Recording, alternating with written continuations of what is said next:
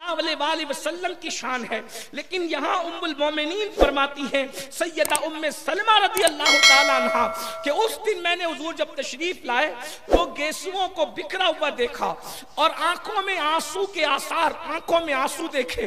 میں نے عرض کی میرے ماں باپ آپ پہ قربان یا رسول اللہ، آپ کی یہ کیفیت؟ تو آقا علیہ السلام فرماتے ہیں ابھی جبریل مجھے ایک مقام پر لے گئے تھے، جبریل مجھے ایک مقام پہ لے گئے تھے، اور ہم سنیوں کو اس پہ کوئی حیرت بھی نہیں ہے، اس لیے کہ جب لا مقام پہ جانے پر ہمیں حیرت نہیں ہوتی ہے تو فرات کے کنارے پہ جانے ہمیں کیا حیرت ہو سکتی ہے؟ اس لیے کہ ہم نبی کو، رسول کو، اہل البیت کو، اصحاب کو ہم عقل کے ترازو پر نہیں پرکھتے۔ اللہ رب العزت نے ہمیں عقیدتوں کا وہ عظیم ظرف عطا کیا ہے کہ ہم اپنے آقاؤں کو دیکھتے ہیں تو عقیدتوں کی نگاہ سے دیکھتے ہیں، ایمان کی نگاہ سے دیکھتے ہیں، تقدس کی نگاہ سے دیکھتے ہیں۔ یاد رکھنا اور اچھی طرح یاد رکھنا ہے تو منظر دیکھنے کا لطف بدلتا ہے۔ کسی کہنے والے نے کہا تھا آنکھ بالا تیری جوبن کا تماشا دیکھے، اس نے جوبن کے تماشے کی بات کی تھی، اور ہمارے بزرگوں نے یہ کہا آنکھ بالا جو تیرا بن کے تماشا دیکھے ان کا بن کے تماشا دیکھ۔ جبریل نے ان کا بن کے دیکھا، صدیق نے ان کا بن کے دیکھا، عمر نے ان کا بن کے دیکھا، عثمان ان کا بن کے دیکھتے ہیں، صحابہ ان کا بن کے دیکھتے ہیں۔ ابو لہب گندگی کی نگاہ سے دیکھتا ہے، ابو جہل گندگی کی نگاہ سے دیکھتا ہے، انہیں کچھ نظر نہیں آیا، کوئی خوبی نظر نہیں آئی، لیکن صدیق نے جب ان کا بن کے دیکھا تو عرض کی یا رسول اللہ آپ جیسا کسی ماں نے پیدا ہی نہیں۔ سبحان اللہ، سبحان اللہ، ان کے بن کے دیکھو، اور یاد رکھنا جو ان کا بن جاتا ہے پھر وہ بھی بے مثال ہو جاتا ہے۔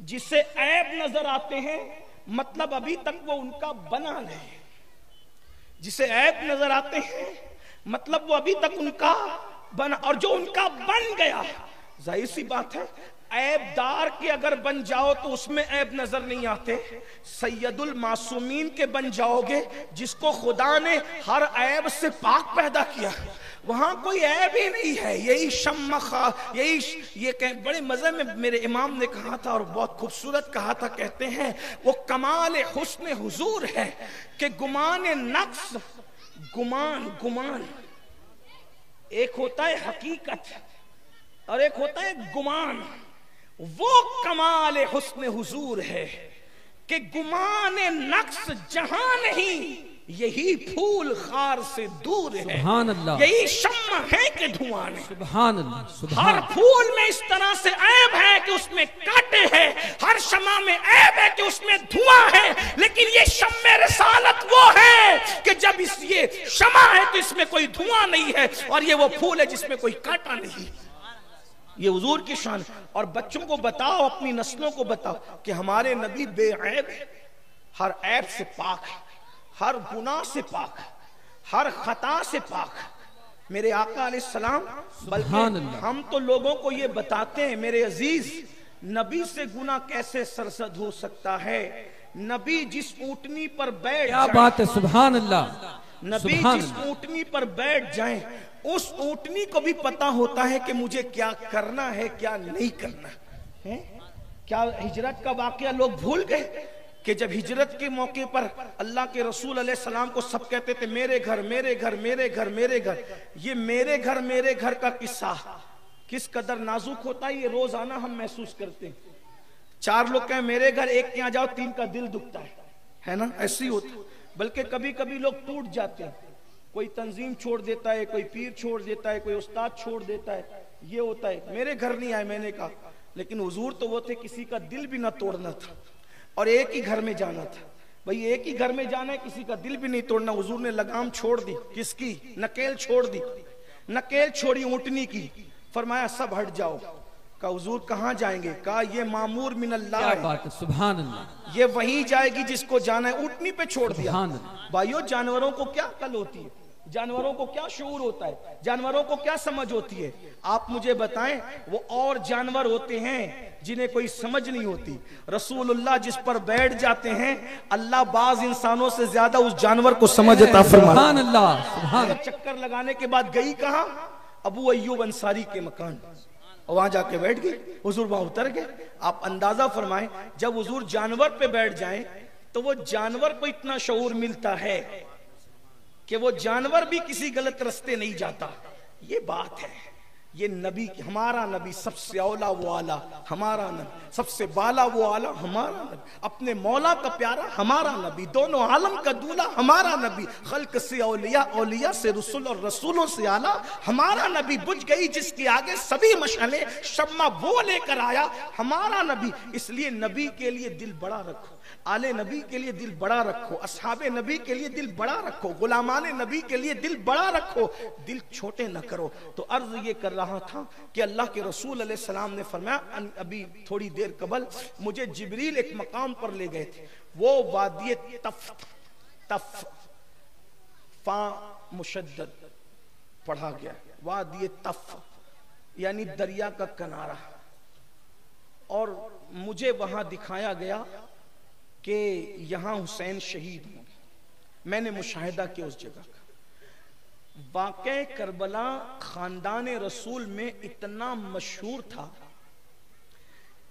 कि घर वालों को यह भी पता था कि उस जगह में, करबला में, जिसे हम करबला ही कह लें, अब करबला में ऊंट कहां बैठेंगे, कजावे कहां रखे जाएं। कजावे जो ऊंट के ऊपर के हिस्से होते हैं, वो जो लकड़ी का होता है, उसको कजावे कहां रखे जाएं।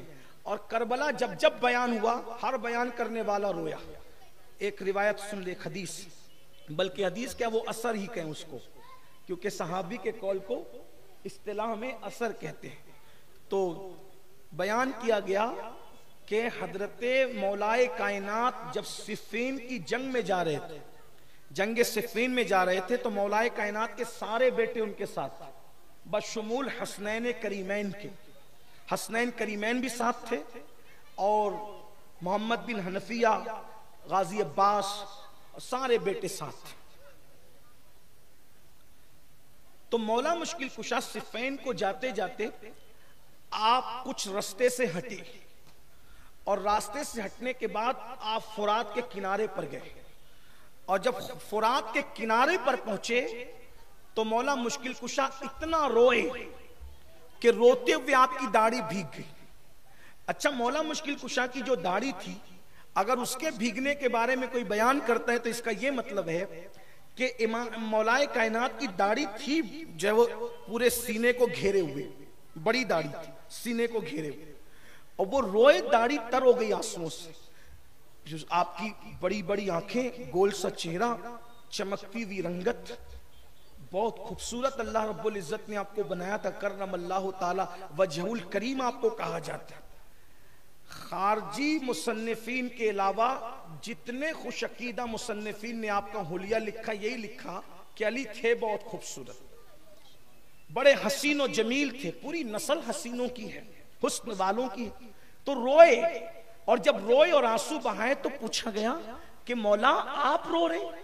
इसलिए कि मौला अली को जल्दी किसी ने जंग के माहौल में रोते नहीं देखा, और अब यहां फुरात के किनारे सिफ़ीन को जाते हुए मौला मुश्किल कुशा रो रहे हैं। तो लोगों ने पूछा आप क्यों रो रहे हैं? फरमाया ये वही मकाम है, ये वही मकाम है जिस मकाम पर मेरा बेटा हुसैन अपने अहलो अयाल के साथ शहीद होगा। और फिर फरमाया ये वो मकाम है जहां उनके ऊंट बैठेंगे, यहाँ खैमे लगेंगे, यहाँ कजावे रखे जाएंगे। और आप रो पड़े। यानी करबला में मौला हुसैन के पहुंचने से पहले मौला अली पहुंचे हैं, निशानदही फरमाई है। यानी अल्लाह के रसूल गैबदा नबी सल्लल्लाहु अलैहि वसल्लम ने इतनी तफसील बताई कि घर के बच्चे बच्चे को पता था, खुद इमाम हुसैन को भी पता था कि मौला हुसैन पाक की शहादत होगी। लेकिन डायमंड कारपेट, हमारे वहाँ कारपेट, करास, हेडलोन, रेलवे वाला कारपेट होलसेल रेट में दिया जाता है। हमारा पता याद रखें, मुस्तफा बंगार बाजार, डायमंड कारपेट।